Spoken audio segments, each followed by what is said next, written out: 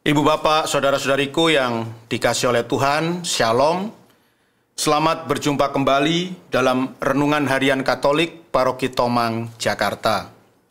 Hari ini hari Jumat, tanggal 22 September tahun 2023. Tema renungan kita hari ini adalah yang utama adalah pelayanan.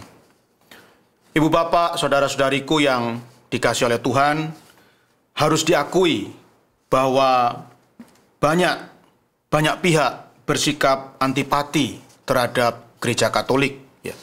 Mungkin bisa saya sebutkan, salah satunya adalah mereka yang menuntut pengesahan perkawinan sesama jenis. Ya. Sampai hari ini Gereja Katolik tidak bisa menerima perkawinan sesama jenis. Ya. Dan kelompok ini tentu saja sampai hari ini terus berusaha merongrong Gereja Katolik. Juga mereka yang mendukung aborsi ya, atau pengguguran kandungan.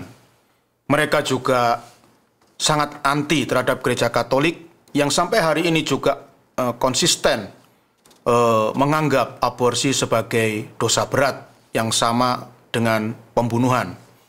Juga salah satu kelompok yang juga perlu kita catat, yang juga bersikap antipati terhadap Gereja Katolik adalah kaum feminis yang menuntut supaya kaum wanita bisa ditahbiskan menjadi imam.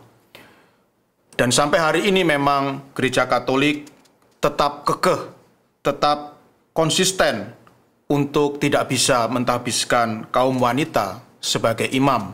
Dan ini tentu saja membuat kaum feminis itu menjadi tidak suka dengan Gereja Katolik. Sesungguhnya ketidaksetujuan Gereja Katolik untuk mentahbiskan kaum wanita sebagai imam bukan karena Gereja Katolik itu tidak mendukung emansipasi kaum wanita, melainkan karena Gereja Katolik ingin setia mengikuti tradisi yang bersumber dari kebijaksanaan Tuhan Yesus Kristus sendiri. Kita lihat dari 12 murid Yesus, ya, dari ke-12 murid Tuhan Yesus, tidak ada satupun yang wanita, ya, semuanya adalah pria. Mungkin kita bertanya-tanya mengapa Tuhan Yesus tidak mengangkat seorang wanita pun untuk menjadi salah satu dari muridnya atau rasulnya.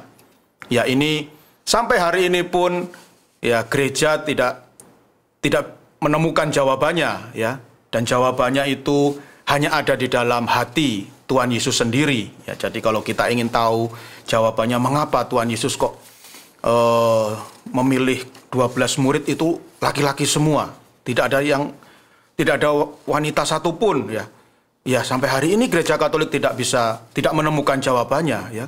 Jadi kalau kita ingin tahu ya harus bertanya kepada Tuhan Yesus sendiri, ya. Dan inilah yang disebut dengan tradisi. Ya, seperti kita ketahui, Gereja Katolik mendasarkan ajarannya pada dua hal, ya, yaitu kitab suci dan tradisi. Dan dua-duanya ini harus kita hormati. Gereja Katolik bukan tidak mendukung emansipasi kaum wanita, tetapi Gereja Katolik berusaha untuk setia kepada tradisi yang bersumber dari kebijaksanaan Tuhan Yesus sendiri. Ibu bapak, saudara-saudariku yang dikasihi oleh Tuhan, dalam Injil Lukas bab 8 ayat 1 sampai 3 yang dibacakan dalam perayaan Ekaristi hari ini, dikisahkan tentang para wanita yang setia melayani Tuhan Yesus bersama-sama dengan ke-12 murid Yesus yang lain yang semuanya adalah pria. Kita lihat dalam Injil, kita mendapat kesan bahwa kaum para wanita itu mereka dapat bekerja sama dengan baik dengan para murid Yesus yang adalah semuanya adalah pria. Dan saya yakin berdasarkan kesan yang saya tangkap dari Injil hari ini, saya yakin para wanita itu tidak pernah menuntut Tuhan Yesus untuk mengangkat diri mereka menjadi para muridnya. Ya, seandainya para wanita itu sampai menuntut supaya diangkat menjadi murid Yesus Kristus, maka pastilah mereka tidak dapat tahan lama bekerja sama dengan ke-12 murid Tuhan Yesus yang semuanya adalah pria. Ya, saya yakin mereka akan sebentar saja melayani Tuhan Yesus. Tapi kita lihat mereka tetap setia. Bahkan sampai Tuhan Yesus mati di kayu salib, para wanita itu tetap setia mendampingi Tuhan Yesus. Jadi saya yakin apakah para wanita itu boleh menjadi murid Yesus atau tidak, itu tidak penting bagi mereka. Para wanita itu menghormati misteri kebijaksanaan Tuhan Yesus Kristus yang memilih kaum pria untuk menjadi muridnya. Mereka tidak pernah berburuk sangka terhadap keputusan Tuhan Yesus Kristus itu. Ibu bapak, saudara-saudariku yang dikasihi oleh Tuhan, ada seorang kudus yang memiliki nama biara Santa Teresa Benedicta dari Salib, atau nama aslinya Edith Stein. Ya, jadi bisa kita sebut sebagai Santa Teresa Benedicta dari Salib atau Santa Edith Stein, ya sama saja, ya, orangnya sama. Ia adalah seorang perempuan yang sangat pandai. Dia adalah warga negara Jerman, dan dia dari etnis Yahudi, ya, dia keturunan Yahudi. Dia adalah seorang wanita yang sangat terkenal di zamannya, karena dia adalah murid kesayangan dari seorang filsuf yang sangat termasyhur bernama Edmund Husserl. Edmund Husserl ini adalah seorang filsuf yang membangun sebuah aliran filsafat yang disebut dengan filsafat fenomenologi. Ya, jadi Edmund Husserl inilah yang membangun filsafat fenomenologi, dan Edith Stein adalah murid kesayangannya. Jadi Edith Stein ini adalah seorang filsuf yang sangat termasyhur. Namun ya kita lihat bahwa ketika dia memutuskan untuk menjadi seorang Katolik, ya, seorang anggota gereja Katolik, dan kemudian bahkan menjadi biarawati, Edith Stein tidak pernah memusingkan apakah wanita itu bisa ditabiskan menjadi imam atau tidak. Hal itu bukan tidak menjadi sesuatu yang merisaukan dirinya. Dan ketika seorang kaum feminis bertanya kepada Edith Stein, apa pendapatmu, apa pandanganmu tentang sikap gereja Katolik yang tidak bisa mentahbiskan wanita menjadi imam, maka Edith Stein pun menjawab bahwa bagi dia inti tujuan hidup seorang Kristiani adalah melayani Allah.